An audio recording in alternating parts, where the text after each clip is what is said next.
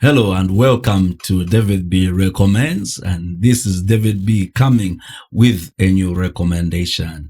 Today's video has to do with optimizing OBS for live streaming. Let's go to this video.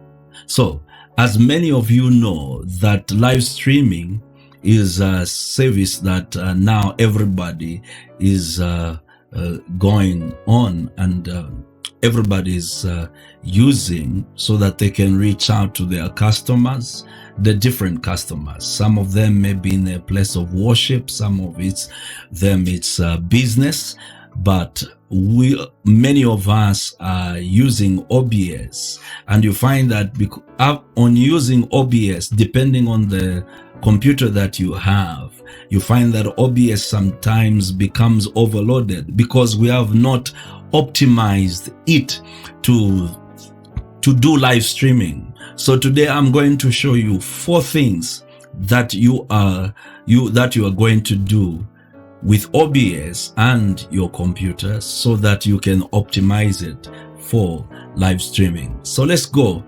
straight into OBS. Now let me just bring myself up here. Okay. Yeah.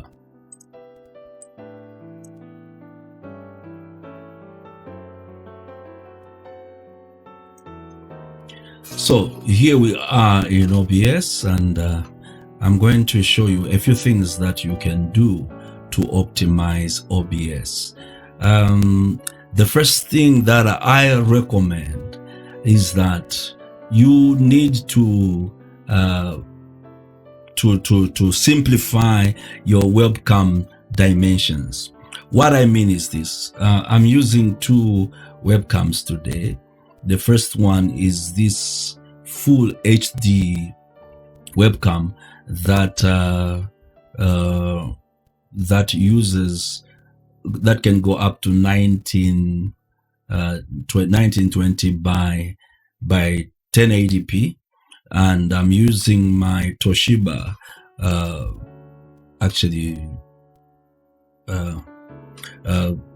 camera, which goes only up to 1280 by 720. Okay, so what I mean is that simplify your webcam dimensions. This camera, the Sunstrom, which can go up to 1920 dimensions, what I've done to it to reduce the load on my computer is that instead of using 1920 by 1080p, what I've done is I tried to check. If you look at my CPU usage here, I'm currently using 14.3% to 16%, or sometimes going down to 14%. But if you continue looking here, if I put it on 1920 by 1080p, what happens is that it will overload just a bit. If you can see, if you observe, I was saying that at that time I was on 14% to 16%, but I've jumped now to 19 to 20%. So I'm running my CPU on 20%. That means that when I am live streaming, my computer will have to work harder than if it was on lower dimensions. So if your picture that you have on 1280 or even on a lower resolution, if the picture quality is still good, I would recommend that you take it to a lower dimension. Like right now, for me, what I use is 1280 by 720. Okay, and I lock this. Okay, and the quality of the video is still good, so I'm okay with this. Okay, so then the next thing that I would recommend is that if you are going to optimize OBS, the second thing that you need to do is use JPEG or PNG image formats to put especially your logos, okay? And make sure that you have optimized them and they are a bit smaller. Let me show you the logo that we use for our church. And this is a PNG, and I've just put it in the corner over there. So if you have seen that the load on OBS is still the same, it has not gone overboard, okay? So that is the other thing that you can do to optimize your OBS. The number 3, what I would recommend is to use what are called browser docs in OBS. You can find them under docs here, and you can do your custom browser docs. I have about 4 of them, and most of these we use for our church. But I would like you to just watch out for the video that I'm going to do that will teach on how you can use browser docs. And you can use browser docs for several things. Number 1, you can use for lower thirds. Instead of using PNG or JPEG for lower thirds, or using animated lower thirds, that is a plugin that you add to OBS. OBS will have a lot of things to do, but what happens is that if you have a browser doc, and I'm going to show you in the video, watch out for that, you find that there'll be, I use a different website that I load all my lower thirds, even number 2, my scrolling text, and I use that to run my lower thirds and the scrolling text, so that OBS is not doing anything at all. So that will help your CPU not to be overused, okay? So apart from lower thirds, apart from the other type of lower thirds, the scrolling text, you can also use it for your Facebook or YouTube logins for streaming, okay? What I mean is this: instead of you opening a browser like let me show you, like Edge or Google Chrome, you find that if you do that, your computer will be overloaded, okay? Because you are using a browser opened different from OBS, and your CPU has to send some of its RAM to run your browser. So instead of opening your Facebook or your login into YouTube outside OBS, it's better you use docs in OBS to open that and go live within OBS, and your CPU will still be low in its usage, okay? So I've said, number 1, simplify your webcam dimensions. Number 2, use JPEG or PNG images. Number 3, use browser docs. Then number 4, make use of the OBS auto configuration wizard, okay? Now, what happens here is that I'm just switching on my data right now, and I'll come back after my data is switched on. So I'm back right now.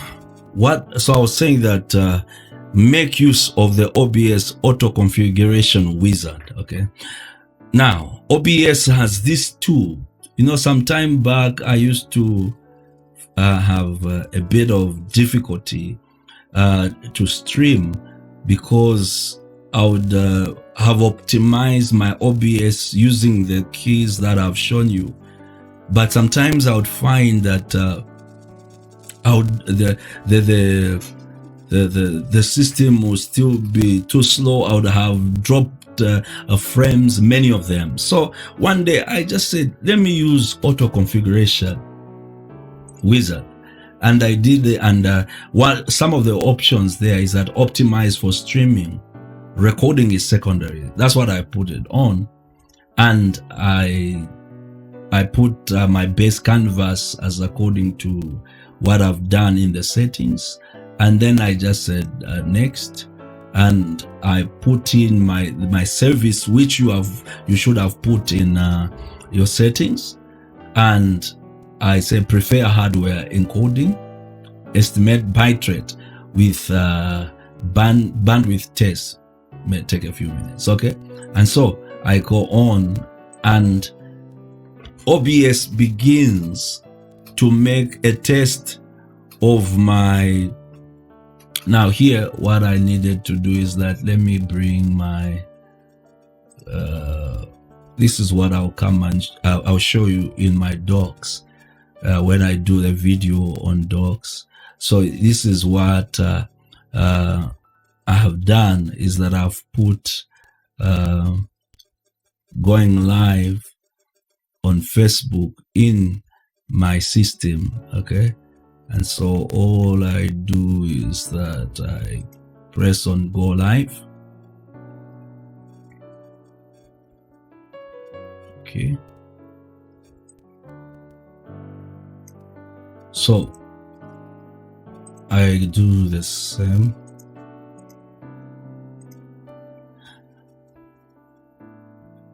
So when I press on that, where this part of OBS will tell me that the bandwidth test is about to stream randomized video.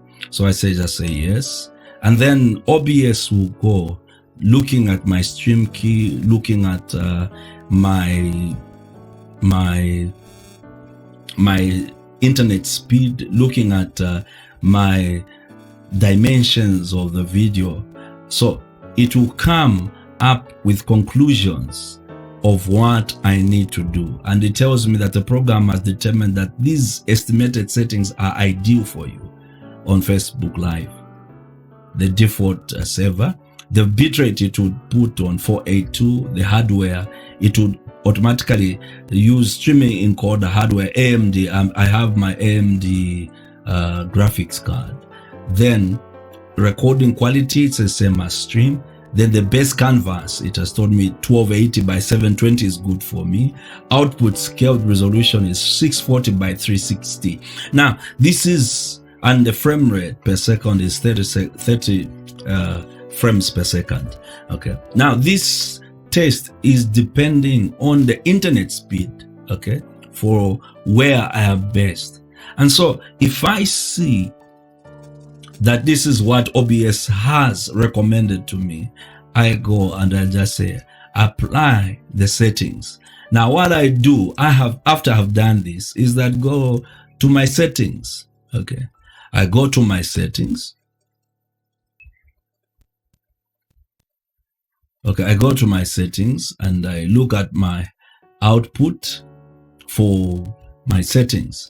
I find that it has already optimized my system, and all I do is don't change anything. And I say, if I want, I go to the advanced settings and I look at the recommended bitrate and everything else, and I just go to simple and I say, okay, this is what I need for OBS to run. So I believe these recommendations will help you in making your OBS optimized for streaming, so that you do not have any lag, you do not drop any frames.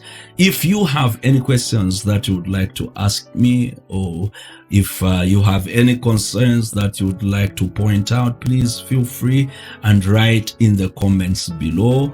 And also please consider liking our video. Not only that, consider giving us a subscription, and we'll be thankful that you'll be able to grow our channel. So I hope that this will help you and it will make your streaming a little bit better than usual. Have a lovely day. Until next time, this has been David B Recommends. Have a good day.